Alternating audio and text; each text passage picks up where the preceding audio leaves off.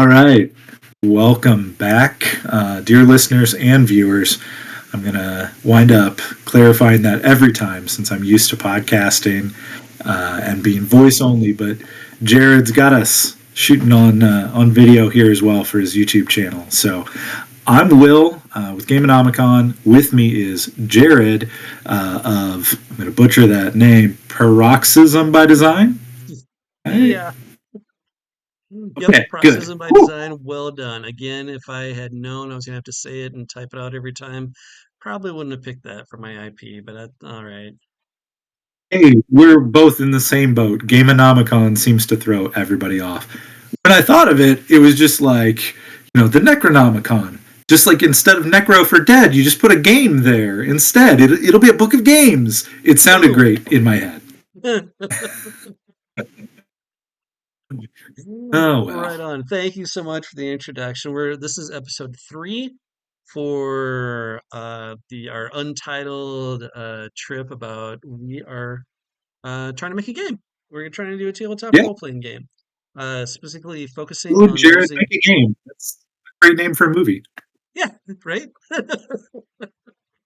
I would see that movie. We're specifically doing it to use the Wound by Tension system that was first used in Party First. The SRD is out on where can we find that, Will? Yeah, you can find that on DriveThruRPG, Itch, and on Fari.community. And just real quick, Will and I have worked together on a couple different projects on Twilight War for Party First, as well as Goblin Market. That's all for sale on the drive-through at Gamenomicon. So please check those out. But this episode, we're going to be talking about scope. We've done 2 projects, and they look Right. really similar.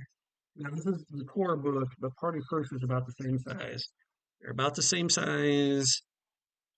Not like that. Yeah. Devil Market, Party First.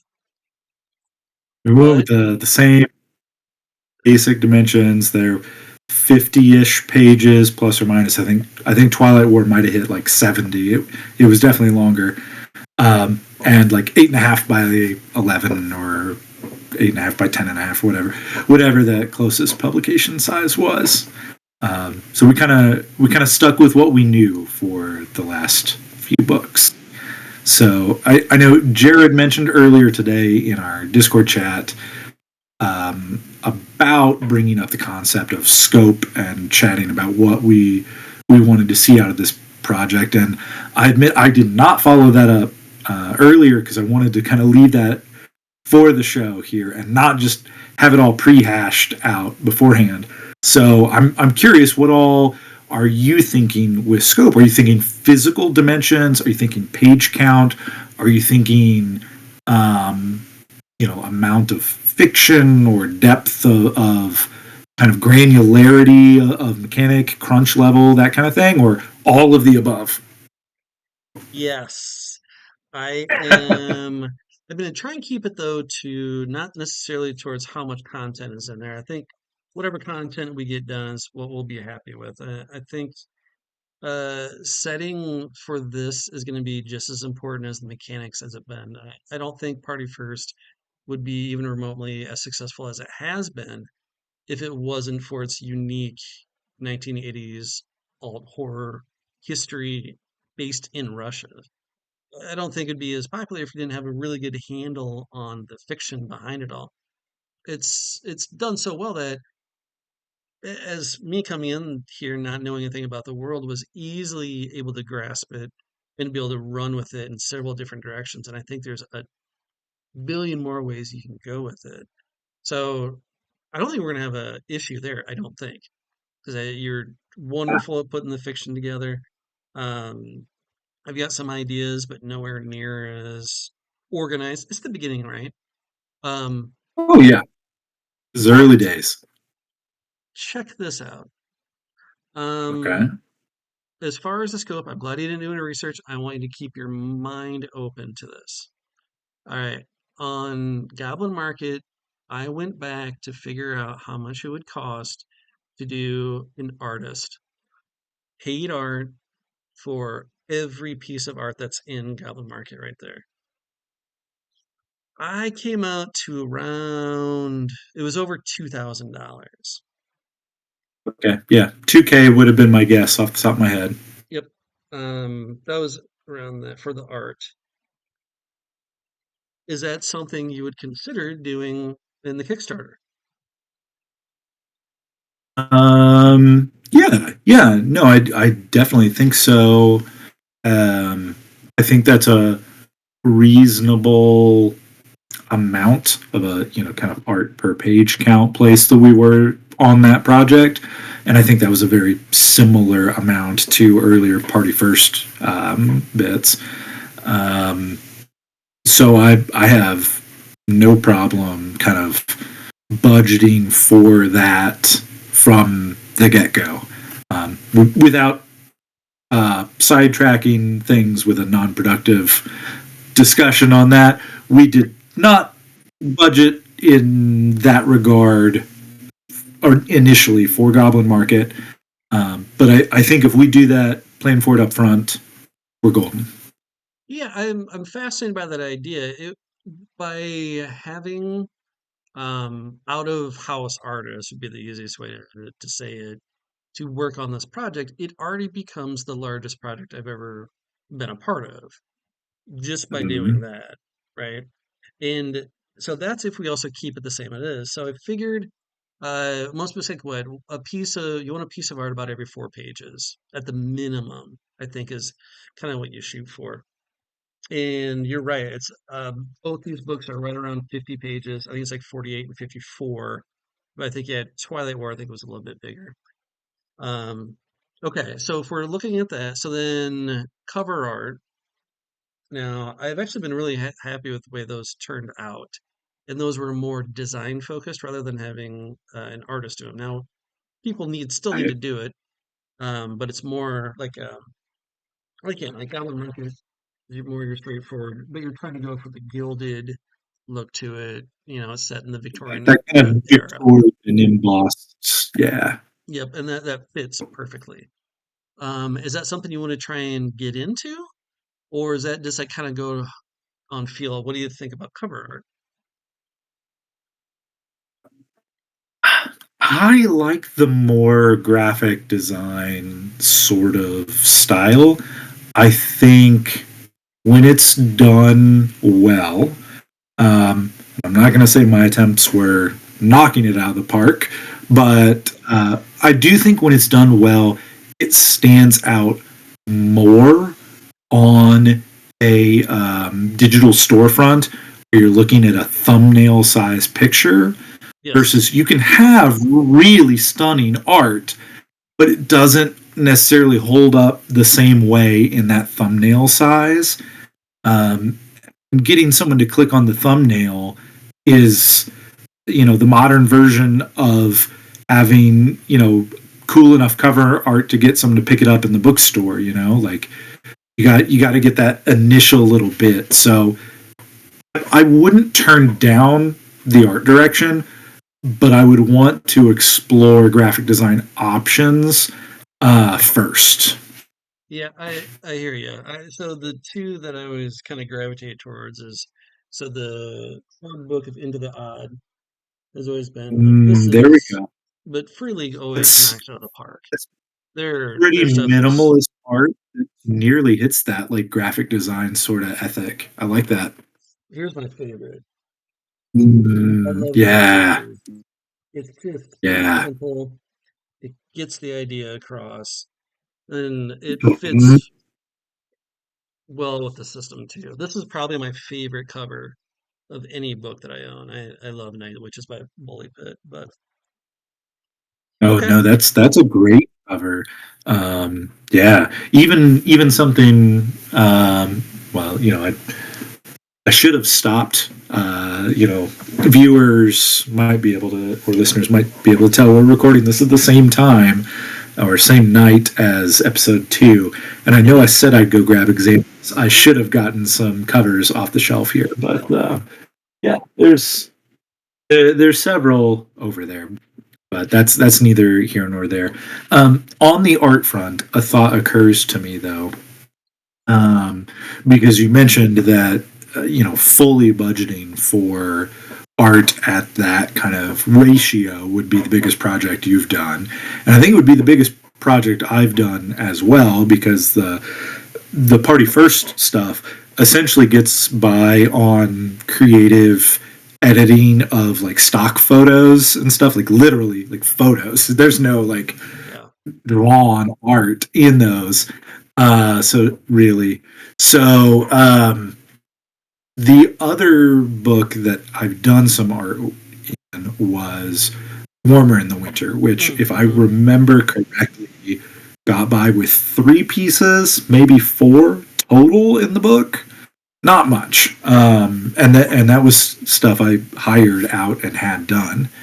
So the thought occurs to me: would you be open, if we kickstart this, about maybe splitting this into two levels, maybe budgeting for something and planning at the scale of Warmer in the Winter, where we're looking at only maybe four pieces for the whole book, Mm-hmm. and then one of our stretch levels being more art, and kind of spelling out for backers, hey, initial budget is for four pieces, blah blah blah. If we can hit X goal, our plan is to commission more art so that our ratio can go up to, one every four pages, or whatever. 100%. I think that's absolutely the way to do it. Yeah, I think you have to do it as a stretch goal in our case because we're like we're not big names. No one knows who we are. That's okay. But when you're looking We've at had putting these projects, successful Kickstarters, but not big Kickstarters. right? Um, yeah, every Kickstarter you've done is has fulfilled, right? Yeah, yeah, sure enough.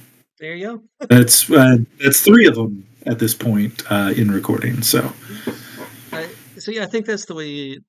I agree.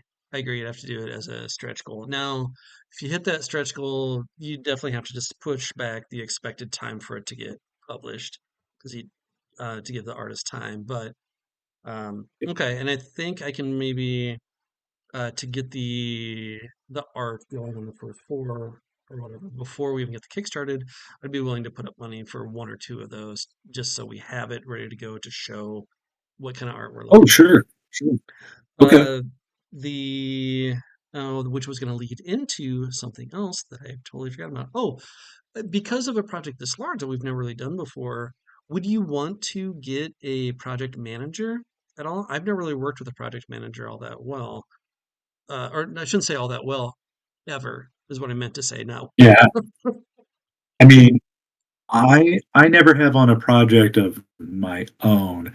When I did some writing for other things, like the stuff I did for John Wick Presents, there effectively was a project manager on that end. Um, I don't know. I admit, Jared knows this well. Project management is not my strong suit by any means. Um, but since I've never really looked into it, I have no idea what kind of fair rates there are on that or that sort of thing. I'm honestly not even sure I've seen people advertising that service in the kind of indie RPG circles I hover in. Mainly, I'm seeing, writing, art, and editing, or maybe some layout, folks. Have you seen folks kind of offering that as a service? yes, only at the higher levels though. So I I saw. I don't know if we can talk about other discords here. I don't know, I but mean, I would think so, as long as it's not like, a playtest, as long as it's not like Schwab Entertainment's Shadows of the Weird Wizard playtesting, server or something. right. Like the NSR Cauldron and the Zine Month and the Zine Creators Workshop. I'm pretty sure Zine Month. There's been a couple people that have said like, "Hey, I'm kind of done with my projects. If someone need some help on something. They've kind of volunteered to work for very cheap for smaller projects, which this would Okay. be a smaller project for them, I would guess. But you did mention a couple more points to take a look at. Layout and editing. Would this be, Uh, well, what do you think, first of all? um, I mean, I think those are both, you know, important pieces of this. I don't want to throw it up there bare bones with that with no layout, and I don't want to throw it up there without editing passes. Um, that said, you know, I can do layout, but I'm not gonna blow anyone away with my skills. It's very functional, I think, when I do it. Um, so it like if it's a budgetary concern, I could, but I think we would have a much more visually impressive product um, if we hired someone really skilled at that. On the editing front, I have much more confidence in my editing abilities. Um, that that said, you know, I'm only human. You're only human. I I would tend to say that for the to put out the best product we could, it probably needs a couple editing passes internally with us, probably much like we've done Party First Adventures and stuff. And I don't think it's a bad idea to have an outside pass after that. Okay. Maybe like a reader, or instead of a full editor, maybe like a reader even. Maybe, yeah, yeah, yeah, I mean, or full. Full is fine too if we can do it. Maybe that's just part of the stretch goal too. yeah. Well, I mean, at the scale we're operating at, I think we have to have real kind of cost benefit analysis, right? So, yeah, if we had the extra funds, full editing would be great. But I'm not convinced necessarily that we would. Yeah, So, yeah. totally get it. Uh, because we're gonna be working with the home worlds and the different ideas like that. Sorry, just one thing to rewind with that cost benefit between the two things you asked me about. If we're kind of working through that budgeting out, I think um, layout is probably the more important of the two to potentially have done um, third party, so to speak, or outside of the two of us, Yeah. if that matters for our planning. Yep. And the only reason I would say that is because we can do editing in house. You've done a lot of the work. You do more of the fine tune. And I was a editor for newspaper editor for years. May not look like it sometimes, as I got to remember. I just need to focus on it to get it done. But yeah. Okay. Um, okay. Something. Now you're not gonna be able to see this, Will, but on the recording here, I'm gonna pull up something that I got the other day. I So for Goblin Market, I hired a gentleman by the name of Fernando Salvatierra. Uh, I would definitely recommend looking up his stuff. He does mostly like hex maps, but on these hex maps, he does a bunch of little like town sigils, and they're gorgeous. So I actually hired him to do some work for me, to do ones and zeros to make for the dice for Goblin Market. So the one incorporates the moon, and the zero incorporates the sun. And since you can't see it, he did it in such a way where the zero, it's more of like a kind of an oval like this for the zero. But then in the Yeah. bottom part of it, he's got the sun rising like over the horizon on the bottom part of it. Oh, So very cool. cool. And then for the one, it's just like a crescent moon, but it's stylized, a little like more the Victorian, like it's got little points on it. Then the one's like right here. just it looks nice, it's crisp, it's clean. It has to read from a long ways away, very small because it's going to be on dice. But that's something he just did for me. I just asked him if he said he was a little worried about doing sci-fi stuff. And I'm like, well, it's taking inspiration from maybe like Three Musketeers, and he's like, oh, okay, that's something I could maybe look at. And I was like, well, would you ever do like sigils like for housing, for like the great houses or whatever, or the governments or whatever? And he's like, yeah, like depending how big they are, like range between. Well, he gave me a price. I won't say it over over the air. Um, and I thought that was really cool. Would we want to go that direction? Um, it's Um, hard to say without knowing the price, but right, right. Um, I hate to give this type of answer repeatedly, uh, but that it may just be the reality of where we are kind of in this recording, whatever. It sounds great. It would be awesome if the budget fits it, yeah, or if it that's fits true. the budget. Maybe I We're should poor, we're that. small, we're like,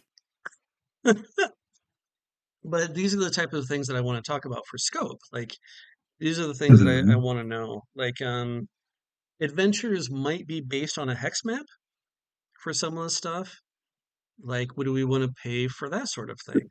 Uh, pay for someone to create a character sheet.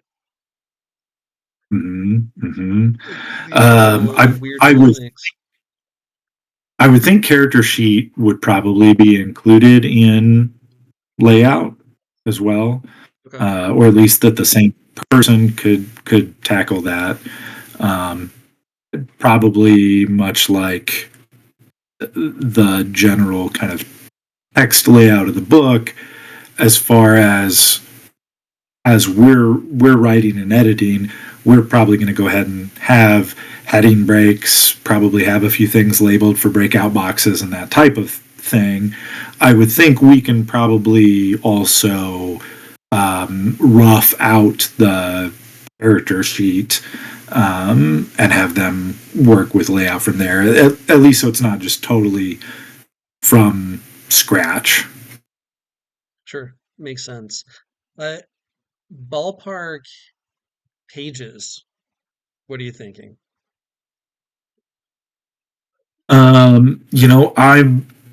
I have felt really comfortable in this 50 plus or minus sort of page count with the amount of work versus um, our likely Kickstarter take and that sort of thing. Now, I mean, has each of these successive Kickstarters, done a little better than the others, and that type of thing kind of builds on itself.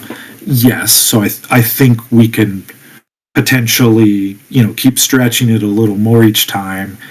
Um, and I think we might need to for the types of things we're talking about, including um, things like a lot more kind of character creation options, like the home world, different factions or houses, and just all sorts of pieces here. And I think those, I think bare minimum are going to be Twilight War size, so probably 65 to 70 pages.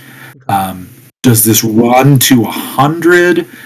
I would not be surprised, but I think I would be wary of going over that Yeah, for the scale we're looking at. I agree. I really want to. This may surprise you, but I really want to keep it under 60. Okay, that does surprise me, but I think that sounds great. Like I said, that 50 pages plus or minus is kind of my sweet spot right now. Yeah, I guess so. Everything has to be divided by four, right? So it would be like for the page count. So it'd be what, Uh, 64? No. or, or well, it depends on what printing method we're using Yeah. and size and all. There's some variables we could play with. Like you'll notice, I think Goblin Market, if I remember right, is 52, I think. But before we rearranged, maybe added the acknowledgement page that we initially left off, I think maybe we had to have a blank page to Yeah. start with. Um, so yeah, No, we did. Now, I would like you to try and keep it a tight 60. Now, here is my thought on this for scope. Now, want to start writing on I'll continue writing on this for the idea of a campaign, right? That could be just another book that's already started that can be done later on. Um, I don't think you want to try and roll it into this book, though. I think one of the things yeah, that Party First does well at is like, I'm going to write rules for it to work as a campaign that are going to be sprinkled into this rule set because I think at least my players that I do a lot of playtesting love the campaign stuff. But the way that tension tables work, I think we can do interesting clocks that tick off future involvements. I'm calling them like yeah. conspiracies right now. Okay, okay. Um, I get behind that. That feels a lot like the shady parts of the Musketeers, right? You had conspiracies and spies and backstabbing. Good gravy. I can't remember anybody's names outside of D'Artagnan now to save my life. Same. But I have a list of stuff to the watch. yeah. The lady. Gosh, I can't think of her name now, but she was heavily involved in that type of stuff. Yeah. Yes. I want to do like conspiracy, and maybe these different tension tables are actually all different. Like a romance one, a conspiracy one, a more exploratory one, or whatever. Right. These are all different ideas that I've had for Yeah, it. But the core book yeah. itself, Perhaps running things that might happen for other factions, like um, outside of the adventures and stuff you're immediately running, like the other, the Klingon Empire on the other side of the galaxy here might still do something or have something happen based on what you've got going on. yep, absolutely. And I want these to be, I want the game master to have these immediately on hand. But this doesn't have anything to do with scope. This is these are ideas that I want to write and develop, and I probably will.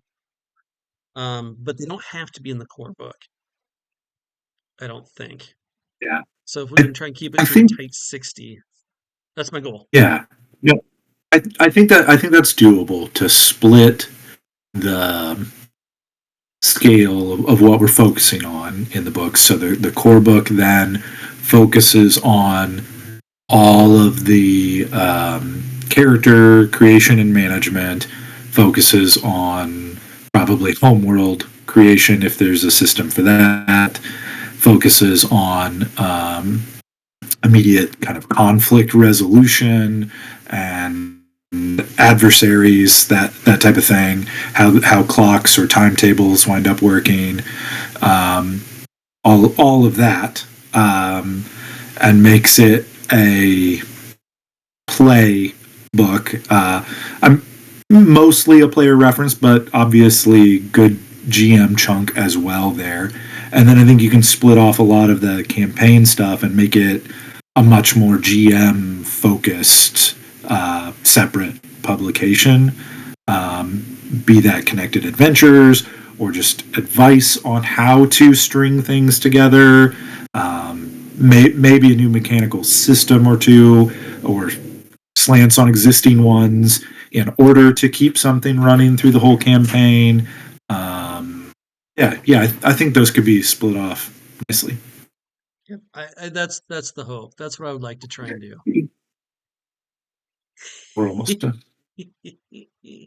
And I think this is about perfect as far as the scope. So I just wanted to kind of get your idea and how you felt about these different things. I know a ton of it is based on just stretch goals for Kickstarter.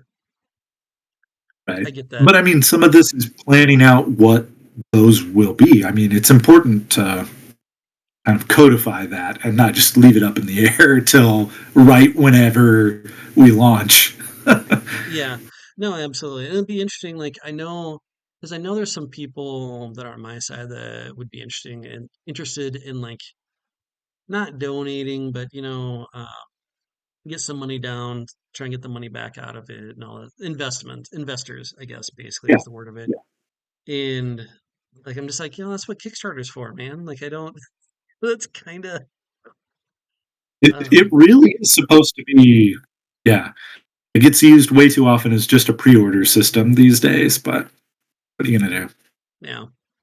Okay. Well, here's to it. Let's hopefully we can get some new art on there, and then also for then what I'm going to be working on in the future is I'm just going to I guess keep working on mechanics of the game. Right now I am struggling with the home worlds is what I'm trying to Okay. figure out, and then looking at government types. Don't know if I need to be getting this in depth into it, but that's what I'm doing right now. Okay. Um, well, then, yeah, I think that'll be a good chat. And, um, folks, I hate to say this, but we're probably going to have a lot of dev chat on our end that is not live discussion like this one was. We're probably going to have to hash out a bunch and kind of summarize in some future episodes. So, yeah, I'll definitely.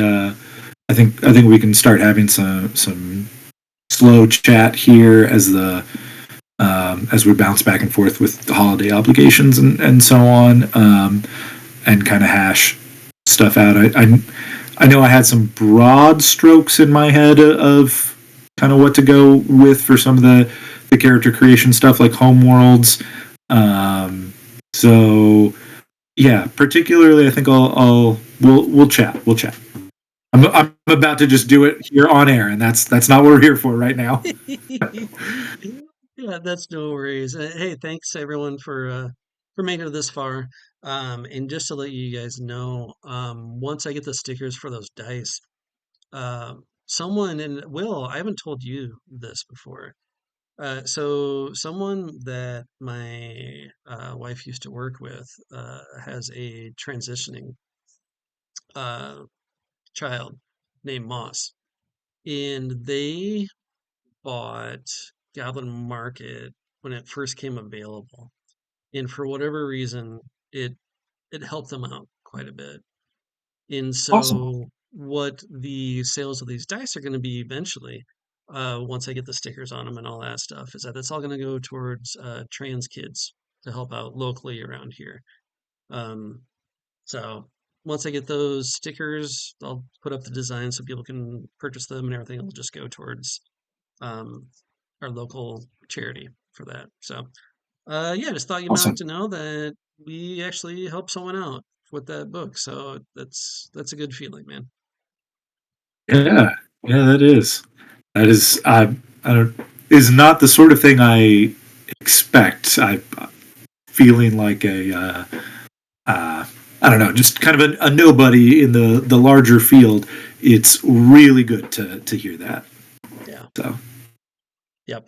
Thought I'd try to leave on a little softy part. So hey, I know yeah, your spouse just got home for doing some awesome charity work of her own.